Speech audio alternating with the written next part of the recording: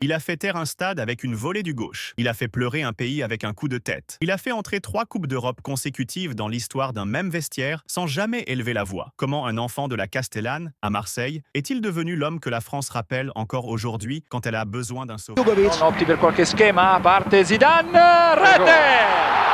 2-0. Oh là là. Zidane, campo aperto per il francese. Buono il lavoro di Zidane. Zidane dentro 1-2, Zidane in area di rigore. Zizou! Zidane! 3-0. On l'appelle Zizou, mais le vrai surnom, c'est celui que le monde entier lui a donné sans le dire, le silence qui frappe. Zidane ne courait pas après le ballon, il l'attirait à lui. Comment ce joueur, plus lent que la plupart de ses adversaires, est-il devenu le plus déterminant de sa génération? Et comment cet homme, réputé pour son calme absolu, a-t-il fini sa carrière de joueur sur l'un des gestes les plus violents jamais vus en finale de Coupe du Monde? Jugovic has a shot. Has a goal! It's Zidane picked it up.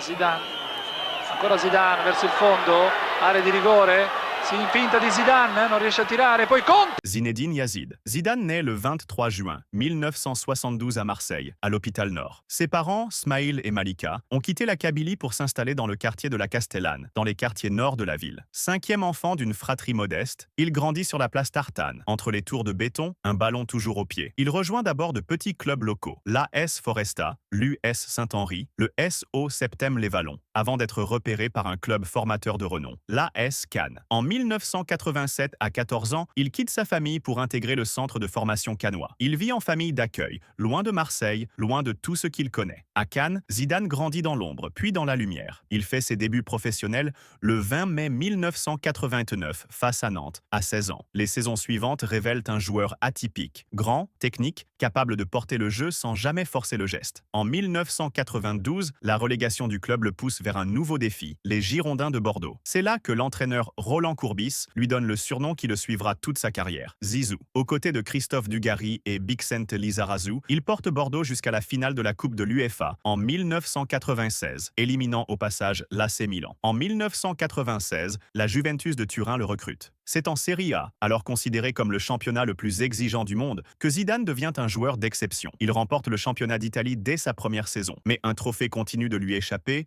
et il va s'acharner 2 années de suite à le lui refuser. En 1997, la Juventus, tenante du titre européen, dispute la finale de la Ligue des Champions face au Borussia Dortmund, à Munich. Défaite 3-1. Un an plus tard, nouvelle finale, à Amsterdam, cette fois face au Real Madrid, le club qui l'accueillera 3 ans plus tard. Zidane inscrit 3 buts et délivre 7 passes décisive sur 11 matchs de campagne européenne, portant la Juventus jusqu'au dernier acte. Mais sur le terrain, les Madrilènes chargent Christian Carembeu, son propre coéquipier en sélection, de le neutraliser. Le plan fonctionne. Zidane est étouffé toute la soirée et un but de Predrag Mijatovic suffit à faire chuter la vieille dame. 1-0. 2 finales, 2 défaites, 2 saisons consécutives. Cette frustration ne l'empêche pas d'être reconnu, quelques mois plus tard, comme le meilleur joueur du monde. En décembre 1998, il reçoit le Ballon d'Or. Le 12 juillet 1998, au Stade de France. La finale de la Coupe du Monde oppose la France, pays hôte, au Brésil, tenant du titre. À la 27e minute, sur un corner tiré par Emmanuel Petit, Zidane surgit au premier poteau et place une tête piquée dans les filets brésiliens. Juste avant la mi-temps, sur un nouveau corner, cette fois tiré par Youri Djorkaeff, il récidive. 2 buts de la tête, en l'espace de 20 minutes, dans la finale la plus regardée de l'histoire du football. Emmanuel Petit scelle le score final, 3-0. Zidane devient, ce soir-là, le seul joueur à avoir inscrit un doublé de la tête en finale de Coupe du Monde. Plus d'1 million de personnes envahissent les Champs-Élysées. Le fils d'immigrés algériens de la Castellane est décoré de la Légion d'honneur. 2 ans plus tard, Zidane confirme. Lors de l'Euro 2000, il porte une nouvelle fois les Bleus vers le sacre. Brillant en demi-finale comme en finale, il est élu meilleur joueur du tournoi. En l'espace de 2 compétitions internationales majeures, il vient de construire une légende que peu de joueurs peuvent revendiquer. Champion du monde et champion d'Europe, désigné meilleur joueur des 2 épreuves. En juillet 2001, le Real Madrid frappe un grand coup. Zidane quitte la Juventus pour rejoindre les Galactiques de Florentino Pérez, contre un montant qui fait de lui, à l'époque, le joueur le plus cher de l'histoire du football, autour de 75 millions d'euros. Ce transfert s'inscrit dans une stratégie que la presse espagnole baptise Zidane's y Pavones, recruter une superstar mondiale chaque été. Zidane cette année-là, comme Figo l'année précédente, tout en s'appuyant, pour le reste de l'effectif, sur les jeunes du centre de formation, à l'image du défenseur Francisco Pavón. La pression sur Zidane est immense. Il doit répondre présent dans un vestiaire peuplé de stars, dans un club obsédé par une chose, la Ligue des Champions Champions qui échappe encore à Zidane. 15 mai 2002, Hampden Park, Glasgow. Finale de la Ligue des Champions face au Bayer Leverkusen. Raoul ouvre le score dès la 8e minute. Lucio égalise pour les Allemands 6 minutes plus tard. Puis vient la 45e minute. Roberto Carlos monte sur le côté gauche et centre en cloche. Le ballon retombe à l'entrée de la surface. Zidane ne contrôle pas. Il ne pose pas le pied. Il arme du gauche une reprise de volée parfaite. Le ballon file sous la barre de Hans-Jörg Butt et se loge dans la lucarne. Roberto Carlos dentro,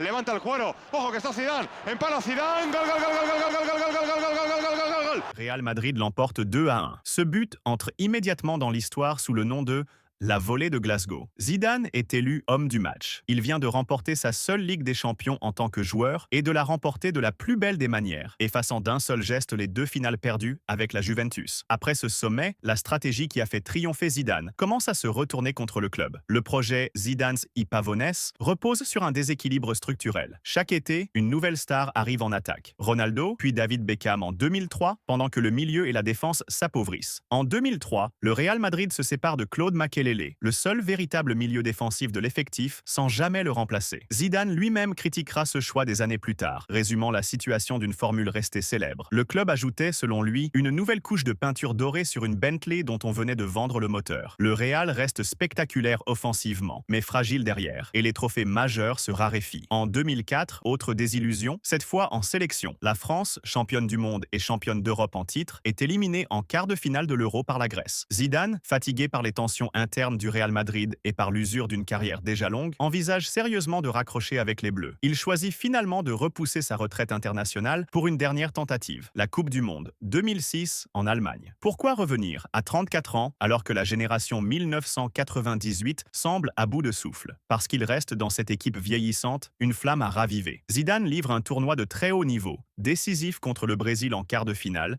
décisif contre le Portugal en demi-finale. La France, portée par un Zidane retrouvé, atteint la finale. Face à elle, l'Italie de Marcello Lippi, adversaire coriace, déjà vainqueur de l'Allemagne au bout de la prolongation en demi-finale. Le 9 juillet 2006, au stade olympique de Berlin, tout est en place pour un dernier chapitre à la hauteur de la légende. Dès la 7e minute, pénalty pour la France après une faute de Marco Materazzi sur Florent Malouda. Zidane s'avance. Il choisit, dans ce moment de tension maximale, de tenter une panenka, une pichenette suspendue au-dessus du gardien. Le ballon frappe la barre transversale et rentre, 1-0. 12 minutes plus tard, Materazzi égalise de la tête sur corner. Le match bascule dans la prolongation. Et à la 110e minute, après un échange verbal entre les deux hommes, des provocations portant, selon les récits ultérieurs des deux joueurs, sur la famille de Zidane, l'international français assène un coup de tête au thorax de Materazzi. L'arbitre argentin Horacio Elizondo, alerté par son 4e arbitre, sort le carton rouge. Zidane quitte le terrain sans un regard pour le trophée, dans ce qui est le dernier match de sa carrière de joueur. L'Italie s'impose au tir au but, 5-3, le Pierre expulsé, sur l'échec le plus retentissant de son parcours en sélection.